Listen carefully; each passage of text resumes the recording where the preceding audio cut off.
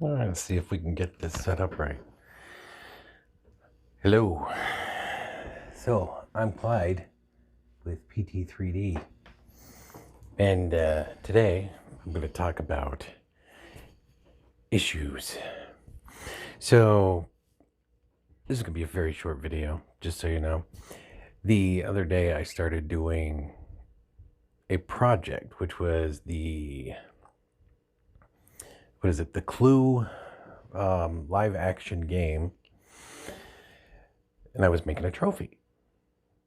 Well, I decided I wanted to try and do things the hard way, so I tried doing a mold of the wood that I had laser cut. And I don't have any pieces left because I threw it away, but I think I have the cutout. So let me see if I get the cutout real quick. No. Nope, I threw everything away because I just knocked my microphone off. And this is one of those, my classic one-take videos, so sorry. Anyway, so things that I should have considered when I started this project. 1, use the right tool for the job, okay? I tried using the silicone, which I believe I mentioned the other day, which is the 100% silicone, okay? I've seen people do it with a mixture of cornstarch. I've seen people do it with a mixture of soap and water. And I've seen both work really well. Okay, Proto Putty, got it nailed. I can do that, but it doesn't capture the detail that I wanted. So I wanted to go with a pour-on. I tried using denatured alcohol, thinning it out, trying to do that. Didn't work out so well. Let's see, what else did I try? I tried the dish soap method, and it just wouldn't set, wouldn't cure. So I think maybe I used too much soap. I don't know. Anyway, ultimately, I ended up settling for using Smooth On. Okay, now this is a lesson learned, okay? There's a couple of things that I did wrong on this. 1, the mold is probably a little thin, but that's okay. It still works. 2, I used wood as the to make the mold with the silicone. Again, not a bad thing. It actually worked really well. And I think why it worked was because I used Butcher Block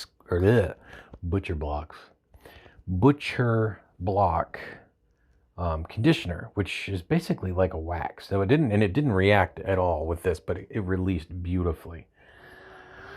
I didn't check to make sure that my surfaces were good, so they didn't get good adhesion to the container I was working with. The container wasn't flat, so I got a little bit of, you could see the flashing and stuff in there. Both molds came out really well. I used all of the 16 ounces of silicone for these 2 molds. Again, I also used the foam board. Foam board worked great. Hot glue foam board. Didn't have any leaking, nothing. So I got a nice crisp edge on my mold.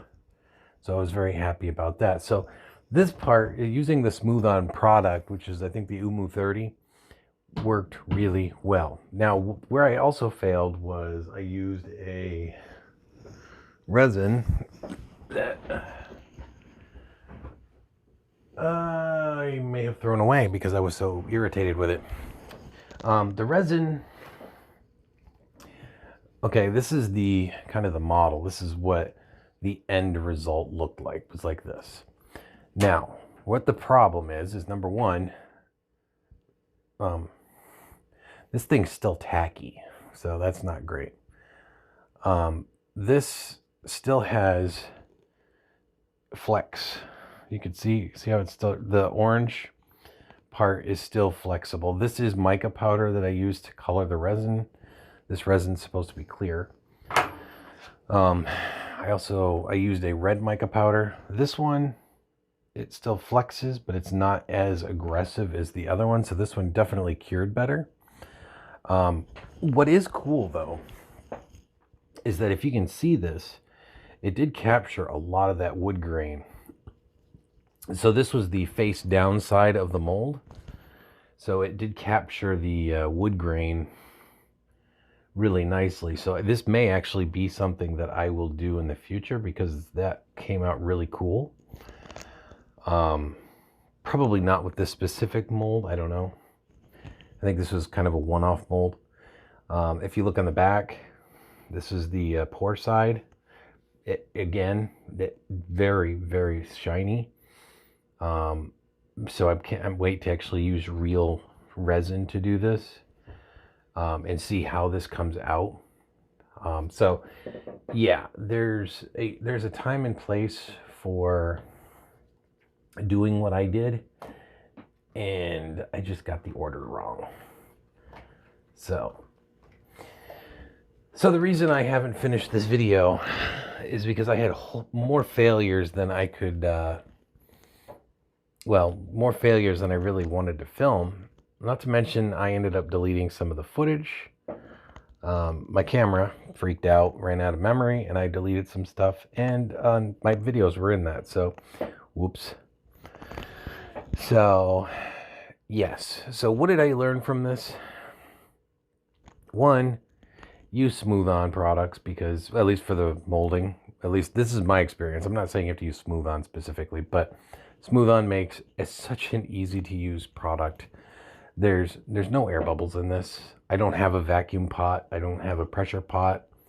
So, I'm forced to work with what I got. This poured beautifully. First time, right out of the box, no problem. Mixed beautifully. I just used a stir stick. Looks like I got a little crazy with a razor, maybe. I got a little cut in there. The other nice thing about these molds, if you aren't aware, is that you don't have to just limit your use of these as a mold. You can actually flip them over.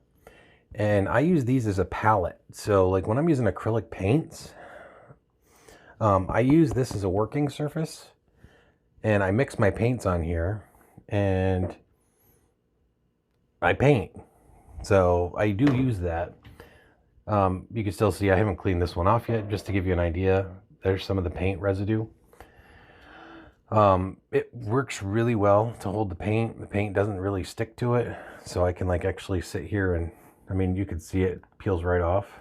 So it's really good for doing that. So don't throw your wasted casts away, or wasted molds away, even if, like I said, I may use these again. I don't know.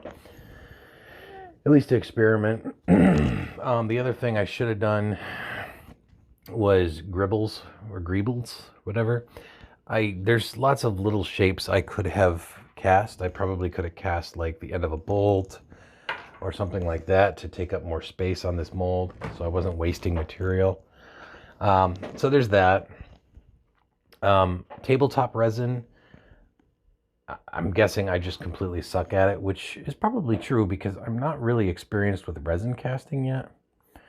I have found that if I used actual casting resin, like was it Crystal Clear and those other craft resins, and you follow the directions, it's amazing. They actually work. So anyway, this is more of a kind of a public service announcement to give you an update onto what's going on with me. And I just wanted to thank you for taking the time of your day, or time in your day, to view this. I know it's not as interesting as me not doing something else. I do have a few projects that I'm working on, so let's see what happens in the future, all right? Until then, you guys have a great day, and I'll see you next time.